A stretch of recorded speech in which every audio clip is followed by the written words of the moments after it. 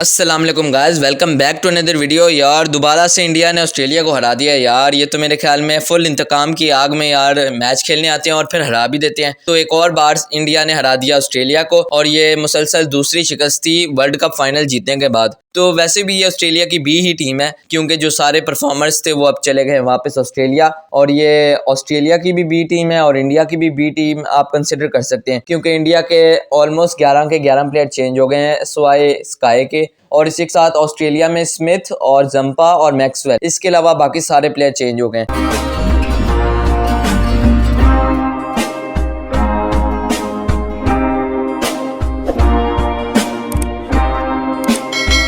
सबसे पहले मुझे ये बताओ कि इंडियन बैटर्स क्या खा के आए हुए थे यार। इतनी पावर हिटिंग, इतना जुल्म यार आपने सामने वाले बॉलर्स के ऊपर डाला हुआ था। पहले जायसवाल ने इतनी अच्छी हिटिंग की, 20 बॉलों में मेरे ख्याल में कोई 50 करके जा रहा था। इसी के साथ फिर गैकवाड थोड़ा स्लो खेल रहा था, लेकिन काफ़ी अच्छी एंकर इनिंग्स खेल रहा था गैकवाड। और एंड पे भी थोड़ी हिटिंग वगैरह इसने की थी, बीच में भी दरमियान में करता जा रहा था। और साथ फिर ईशान किशन, यार क्या बेहतरीन प्लेयर है ये। इसको वर्ल्ड कप फाइनल में क्यों नहीं खिलाया? शुभमन गिल की जगह ईशान किशन को खिलाना चाहिए था। फिर बाद में बात वही आती है कि विनिंग कॉम्बिनेशन था और इंडिया की 10 मैचेस की स्ट्रीक चलती हुई आ रही थी, तो वो ईशान किशन को कैसे खिला सकते थे? मेरे ख्याल में तो ईशान किशन को खिलाना चाहिए था। बंदा 200 मार के गया हुआ है यार अपने डेब्यू मैच के ऊपर। तो शुभमन गिल चलो मान लेते हैं कि नंबर 1 बैट्समैन है, मानना क्या बिल्कुल है। और इसी के साथ अगर ईशान किशन को आप खिलाते, क्योंकि शुभमन गिल की कोई इतनी खास फॉर्म नजर नहीं आ रही थी, कभी चलता है कभी ठप हो जाता है, कभी चलता है कभी ठप हो जाता है। इसी के साथ ईशान किशन यार बहुत अच्छा खेला इस मैच के अंदर। और इसी के साथ फिर नीचे से आए हमारे रिंकू सिंह, यार क्या ही खेला है बंदा। रिंकू से पहले स्काई भी आया था। स्काई ने पहले मैच में जैसे खेला 40 बॉलों पे 80, इस मैच में ही जल्दी आउट हो गया, लेकिन वही बात थी कि ओवर्स खत्म हो रहे थे तो हिटिंग तो करनी थी। तो स्काई ने एज यूजुअल पहली बॉल छक्का, फिर दूसरी बॉल मेरे ख्याल में सिंगल लिया, फिर दो छक्के मारे और इस तरह आउट हो गया। कोई 11 बॉलों पे या 10 बॉलों पे 19। उसके बाद आता है मेरा दोस्त रिंकू, यार क्या प्लेयर है ये, क्या ग्रेट फिनिशर है ये बॉल का। यार कैसे मारा था छक्के चौके, यार क्या ही बेहतरीन खेला है। मैंने इसके मुतालिक बहुत ज़्यादा सुना है और आईपीएल में मैंने इसकी इनिंग्स तो नहीं देखी थी, लेकिन मैंने जितना भी स्कोर कार्ड्स देखे थे तो उसके अंदर रिंकू सिंह का नाम आ रहा था। रिंकू सिंह बहुत अच्छा पावर हिटर है। तो फिर मैंने कहा चलो कल स्पेशली मैच देखेंगे। तो ऑस्ट्रेलिया और इंडिया का मैंने जब लास्ट 2 ओवर देखे, क्या खेला है यार शहजादा रिंकू सिंह। यार चौका छक्का, फिर 2 चौके, फिर छक्का, फिर चौका, यार बहुत बेहतरीन खेल गया बंदा। और इतनी ऐसी कंडीशन के ऊपर कि जहाँ पे आपके पास सेटल होने का कोई टाइम नहीं होता, बस हिटिंग करनी होती है। और वहां बंदे ने हिटिंग की और क्या स्मूथ, क्या फ्लोरिश हिटिंग की है।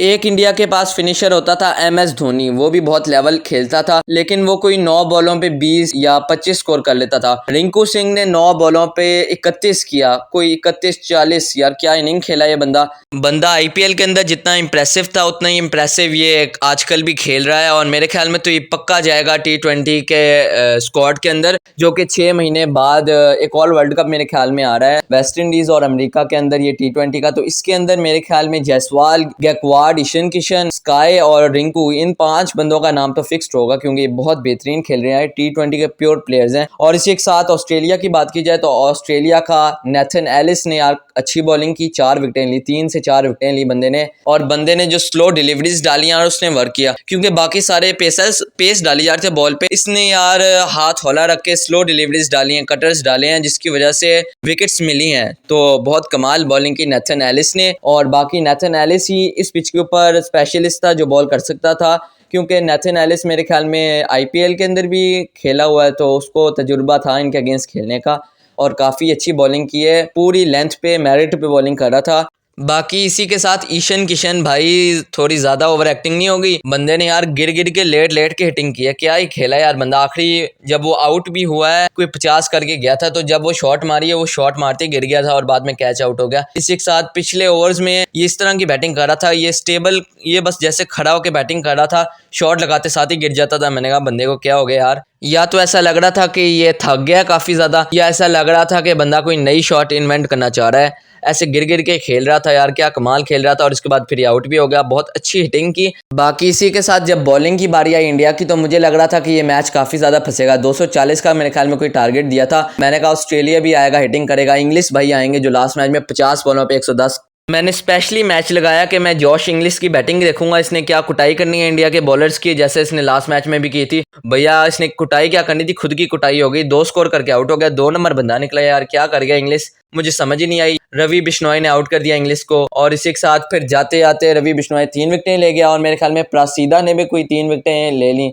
और फिर अर्शदीप ने भी कोई एक या 2 विकेटें गिराई थी, और एंड पे तो ऑस्ट्रेलिया की सारी बैटिंग लाइनअप फेल हो गई। लेकिन इन्हीं के दरमियान एक पार्टनरशिप बनी थी, और वो थी टिम डेविड और स्टोइनिस के दरमियान। स्टोइनिस यार क्या खेला है यार, इसने विकेट भी एक गिराई है और साथ कोई 40-50 रन की इनिंग्स भी खेली है, फिर आउट हो गया। और इसी के साथ फिर नीचे से टिम डेविड भी आउट हो गया, वेड आया था, वेड फिर अकेला ही बैट्समैन रह गया था क्योंकि बाकी सारे बॉलर्स थे, और एक एक करके प्रासीदा ने एक ओवर के अंदर उनकी विकेटें गिरा दी, कोई 2 से 3 विकेटें ले ली एक ओवर के अंदर, और वहीं से गेम टर्न हो गई थी। टर्न क्या होनी थी, टर्न तो तब हो गई थी जब जॉश इंग्लिश आउट हो गया था, उसके बाद उम्मीदें बहुत कम रह गई थी क्योंकि वही तो एक परफॉर्मर रह गया था इनके पास, ऑस्ट्रेलिया के पास। तो इसी के साथ इंडिया बहुत मुबारक हो, दूसरा मैच भी जीत गए हैं और बदला तो ले रहे हैं, लेकिन दूसरी तरफ एक और बदला भी लिया जा रहा है भाई। मिचेल मार्श के ऊपर मेरे ख्याल में FIR लिखवा दी गई है। अब आप कह रहे होंगे कि मिचेल मार्श ने क्या कर दिया है, बैंक लूट लिया है, किसी को कत्ल वगैरह कर दिया है। नहीं भैया नहीं, इसने सिर्फ वर्ल्ड कप की ट्रॉफी के ऊपर टांग रखी थी, जिसकी वजह से इंडियंस बहुत नाखुश हैं, और वो कह रहे इसके अगेंस्ट FIR भी लिखवाई है कि इसने हमारे इमोशंस को हर्ट वगैरह किया है। तो अब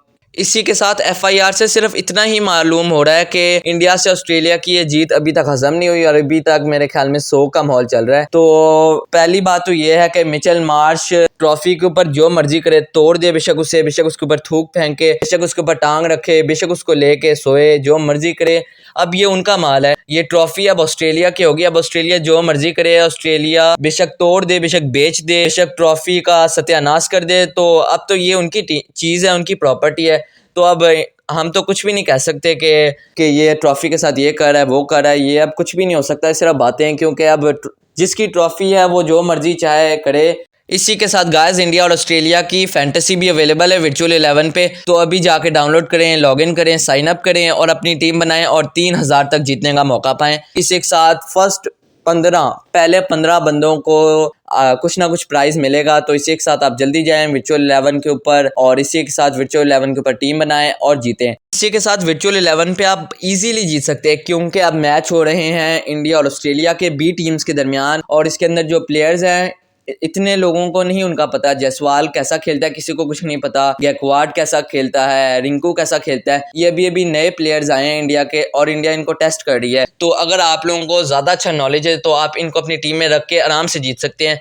इसी के साथ ऑस्ट्रेलिया के जो सारे B टीम के प्लेयर्स हैं, अभी कोई किसी बंदे को इतना खास नहीं पता कि ऑस्ट्रेलिया के ये प्लेयर्स किस टाइप का खेलते हैं, कैसा खेलते हैं, तो कितने पानी में ये प्लेयर्स। तो अगर आप लोगों को पता है तो आप जल्दी से डाउनलोड करें और इसी के साथ अपनी टीम बनाएं, क्योंकि वर्ल्ड कप के अंदर जीतना बहुत मुश्किल था। पहले 10 रैंक के ऊपर आपको कोई प्राइज मिलता था, कैश प्राइजेस मिलते थे पहले 10 पोजीशन पे, अब हो गए पहले 15 पे, और इसी के साथ दोनों की B टीम्स हैं, और जिसके मतलब ज़्यादा लोग नहीं जानते, ज़्यादा लोगों को इन प्लेयर्स का नहीं पता, मतलब जीतना और कंपटीशन कम हो गया और जीतना आसान हो गया। अब वर्ल्ड कप के अंदर तो सारे ही लेजेंड प्लेयर्स थे, तो जीतना बहुत मुश्किल था, क्योंकि हर बंदे को पता था क्विंटन डिकॉक कैसा खेलता है, वार्नर कैसा खेलता है, ट्रेविस हेड कैसा खेलता है, विराट कोहली, रोहित शर्मा, तो सब इन्हीं को कैप्टन बनाते थे और यही उनको जिता देते थे।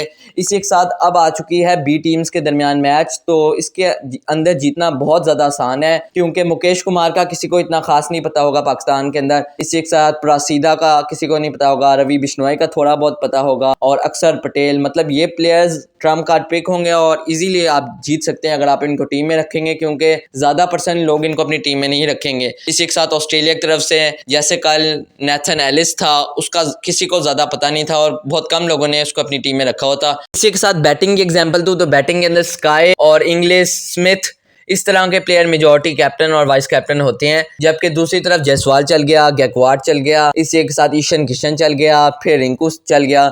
तो मतलब ये प्लेयर्स अभी इतने खास पॉपुलर नहीं हुए, मतलब अभी अगर आप इनको टीम में रखते हैं तो कंपटीशन कम होगा और आप आराम से जीत सकते हैं। तो जल्दी आएँ, वर्चुअल 11 को डाउनलोड करें, लॉगिन करें, साइन अप करें और इसी के साथ 3000 जीतने का मौका पाएं। तो गाइस दूसरी तरफ बात की जाए तो क्या बात है यार, युगांडा, मुझे तो पता भी नहीं था कि युगांडा की क्रिकेट टीम है, और मुझे ये भी नहीं पता था कि युगांडा और जिम्बाब्वे का मैच चल रहा है, और युगांडा ने अपसेट दे दिया, जिम्बाब्वे को 5 विकेटों से हरा दिया। तो क्या बात है। तो जितने भी बंदे युगांडा से देख रहे हैं मेरी वीडियो, उनको कॉन्ग्रेचुलेशंस, मुझे पता है कोई भी नहीं देख रहा, शायद कोई ना कोई देख रहा हो, तो फिर उसको कॉन्ग्रेचुलेशंस। युगांडा भी तरक्की कर रही है और मेरे ख्याल में ये अगले सालों तक पूरी बायलैटरल सीरीज खेलेगी मुल्कों के साथ और मेरे ख्याल में ये ऊपर की तरफ आएंगे। तो अभी इन्होंने बहुत बड़ा अपसेट दे दिया सिकंदर रजा की टीम को, जिम्बाब्वे को, और 140 पे 5 आउट थे युगांडा के और विनिंग रन्स मार के आराम से जीत गए। तो बहुत बेहतरीन खेले यार युगांडा। मैंने तो मैच नहीं देखा था लेकिन ये न्यूज़ मुझ तक पहुंच गई।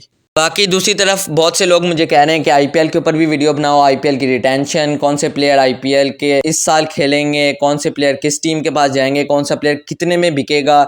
तो इन सब के ऊपर एक सेपरेट वीडियो इंशाल्लाह बनाएंगे, क्योंकि अगर हम इस वीडियो के अंदर आईपीएल की बात कर जाएंगे तो फिर ये 20 से 30 मिनट तक लंबी बन जाएगी और ये बहुत लंबी हो जाएगी और आपका वक्त ज़ाया होगा। तो इसीलिए हम सेपरेट वीडियोज़ बनाएंगे। तो आईपीएल के ऊपर इंशाल्लाह नेक्स्ट वीडियो ले आएंगे, आईपीएल के ऊपर भी बात करेंगे, रिटेंशन, सारे प्लेयर्स के ऊपर। तो अभी बात की जाए तो आरसीबी यार 40.75 करोड़ बहुत बड़ा नंबर है। ये इनका पर्स है, ये इनका बजट है, आरसीबी का सबसे ज़्यादा बजट है। इसी के साथ इनसे कम है मेरे ख्याल में सनराइजर हैदराबाद का, जो कि 34 करोड़ है। फिर आ जाता है केकेआर 32, फिर सीएसके 31, इसी के साथ डीसी 28, बीच में फिर पीबीकेएस आ जाता है 29, मुंबई इंडियंस का 15 है, आरआर का 14 है, एलएसजी का लखनऊ सुपर जायंट्स का है 13, और सबसे कम है डिफेंडिंग चैंपियंस का। मेरे ख्याल में यही डिफेंडिंग चैंपियंस थे टाइटंस, गुजरात टाइटंस का 13.85 13.85 है करोड़ गुजरात का, जो कि डिफेंडिंग चैंपियन है। मेरे ख्याल में 40 करोड़, इतने ज़्यादा पैसे भैया, इतने कौन से महंगे प्लेयर आप लोगों ने मंगवाने हैं। आरसीबी के 40 करोड़ का बजट है यार, इतने में तो मेरे ख्याल में एक लीग का पूरा बजट होता है 40 करोड़, वो भी नहीं होता, बल्कि इतना बड़ा बजट है इनका 40 करोड़ आरसीबी का। बाकी दूसरी तरफ पांडु को इन्होंने बीच की बिल्ली बनाया हुआ है, कभी गुजरात के पास जा रहा है, कभी मुंबई इंडियंस के पास, कभी गुजरात कभी मुंबई इंडियंस, कभी वो इसको खरीद रहे हैं, कभी वो इसको रिटेन कर रहे हैं। तो सबसे पहले एक दिन पहले तो ये खबर आई थी कि हार्दिक पांडे चला गया है मुंबई के पास, फिर उसके बाद खबर आई कि गुजरात टाइटंस ने इसको बिल्कुल रिटेन कर दिया। इसी के साथ फिर दोबारा खबर आई कि मुंबई के पास चला गया।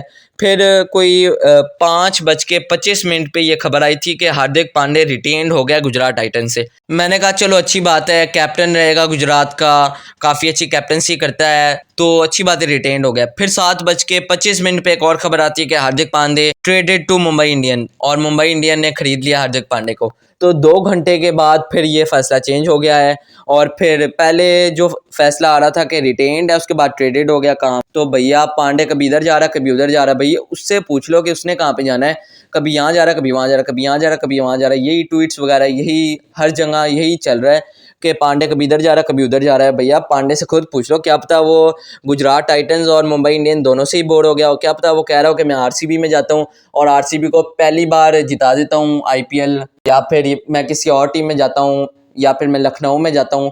तो ये बंदे से तो पूछ लो पहले, आप खुद ही कही जा रहे हो इधर जा रहा है, उधर जा रहा है, इधर जा रहा है, उधर जा रहा है। बंदे की किस्मत और पर्सनैलिटी सिर्फ पांडु जैसी होनी चाहिए यार, क्या ही किस्मत है बंदे की। बंदा आराम से किसी भी टीम में चला जाए, आईपीएल की जितनी भी टीमें हैं किसी में आराम से ये जा सकता है और बहुत अच्छे बजट के अंदर जा सकता है, ये करोड़ों में आराम से जा सकता है।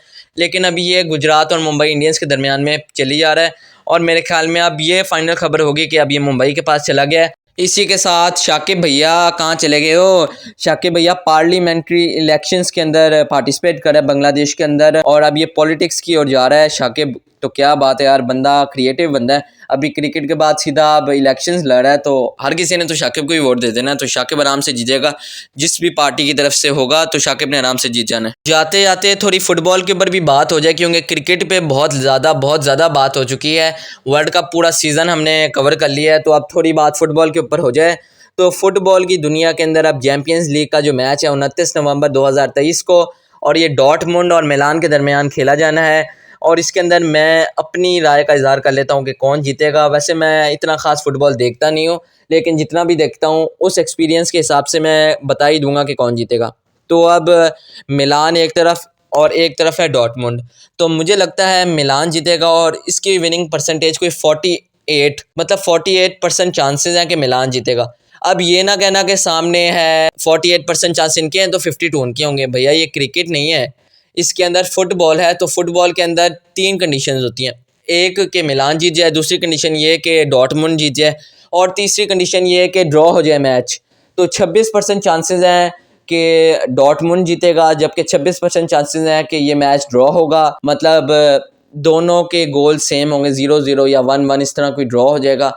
और कोई 48% चांसेस है कि मिलान जीतेगा। इसकी बहुत ज़्यादा रीज़न्स हो सकती हैं। एक रीज़न ये भी हो सकती है कि ये अपने होम ग्राउंड में खेलेंगे, और आप लोगों को तो पता ही है कि होम ग्राउंड का कितना एडवांटेज होता है। ये आपने वर्ल्ड कप में देख ही लिया होगा, जो इंडिया के मैचेस थे, होम ग्राउंड का कितना एडवांटेज था उनको, और वो लगातार जीती जा रहे थे, 10 मैचेस की स्ट्रीक पे आ चुके थे। तो होम ग्राउंड पे एक अलग ही एडवांटेज रहता है टीम्स को, और यहाँ पे मिलान को एडवांटेज रहेगा इसका, और जीतने के फुल चांस रखेंगे ये अगेंस्ट डॉर्टमुंड। बाकी मिलान के जीतने की एक और रीज़न ये भी हो सकती है कि इनके पास मच बेटर प्लेयर्स हैं, बहुत ज़्यादा बेहतर प्लेयर हैं डॉर्टमुंड से, जिसके अंदर गिराउड आ जाता है। अच्छा, गिराउड से अच्छा प्लेयर इनके पास राफेल है, राफेल लियो, इसी के साथ फिकायो टोमोरी, ये भी बहुत अच्छा प्लेयर है। हिर्नांडीज बहुत अच्छा प्लेयर है। तो ये 4-5 प्लेयर इनके पास बहुत अच्छे प्लेयर हैं। मैं माजरत चाहता हूँ कि थोड़ा प्रोनाउंसिएशन की गलती हो सकती है, क्योंकि यार मैं फ़ुटबॉल बहुत कम देखता हूँ और क्रिकेट ज़्यादा देखता हूँ, तो फ़ुटबॉल मैंने बहुत कम फॉलो किया है। लेकिन मुझे पता है कि ये प्लेयर्स मच बेटर हैं डॉर्टमुंड के प्लेयर से, जबकि डॉर्टमुंड के पास एम डॉट रियूस आ जाता है, फिर जे डॉट ब्रांडेट आ जाता है, ह्यूमिल्स आ जाता है। तो ये 2-3 प्लेयर्स हैं जो अच्छे हैं। कोबिल आ जाता है, ये प्लेयर भी डॉर्टमुंड के बाद अच्छा है। लेकिन फिर बात की जाए होम ग्राउंड, तो होम ग्राउंड का तो एडवांटेज रहेगा। अगर मिलान ना भी जीते तो मिलान सामने वालों को भी जीतने नहीं देगा, और मिलान मैच ड्रॉ की तरफ ले जाएगा। तो मिलान, मुझे चांसेस ऐसे लग रहे हैं कि मिलान के पास 48% चांस है, जबकि 26% डॉर्टमुंड के पास चांस है, और 26% है कि ड्रॉ हो जाएगा मैच। इसी के साथ जो मिलान की टीम है उनके पास गुड अटैक है, बहुत अच्छा अटैक है, बहुत अच्छे प्लेयर्स हैं जो कि गोल कर देंगे, और मेरे ख्याल में डॉर्टमुंड हार जाएगा। और डॉर्टमुंड ज़्यादातर रिलाय करता है मिडफील्ड की तरफ, तो ज़्यादा डिफेंडर्स भी इनके पास इतने अच्छे नहीं हैं। तो मेरे ख्याल में तो यहाँ से मिलान के पास एक एडवांटेज रहेगा और मिलान आराम से जीत जाएगा। दूसरी तरफ अगर मैं स्कोर प्रिडिक्शन करूँ कि स्कोर क्या रहेगा, तो 3-1 होगा या 2-1 होगा, यही स्कोर प्रिडिक्शन रहने वाली है मेरी। 3-1 या 3-2, इसमें 3 और 2 मेरे ख्याल में होगा मिलान की तरफ, और 1 होगा डॉर्टमुंड का। मतलब डॉर्टमुंड 1 गोल करेगा, और 2 से 3 गोल एक्सपेक्टेड है मिलान की तरफ से। तो इसीलिए मिलान इजीली ये मैच जीतेगा। मिलान ज़्यादा बेहतरीन टीम है एज़ कम्पेयर टू डॉर्टमुंड। तो यहाँ से मिलान को ये एडवांटेज रहेगा, होम ग्राउंड का रहेगा, बेस्ट प्लेयर्स का रहेगा, अटैकिंग फॉर्म इनकी अच्छी है। तो मेरे ख्याल में यहाँ से मिलान जीत जाएगा। अब आप ये ना कहना कि 29 नवंबर को सिर्फ मिलान और डॉर्टमुंड का मैच नहीं है, बल्कि और भी बहुत ज़्यादा मैच हैं, बल्कि इससे आगे बहुत ज़्यादा मैच हैं। तो अगर मैं उन सब मैचेस को कवर करूँगा तो वीडियो बहुत ज़्यादा लंबी हो जाएगी, कोई 20 से 30 मिनट की हो जाएगी। तो अभी भी 20 मिनट की वीडियो तो हो ही गई है। तो जल्दी से गाइस फिर इस वीडियो को एंड करते हैं। तो गाइस फिर मिलता हूँ फिर नेक्स्ट वीडियो में।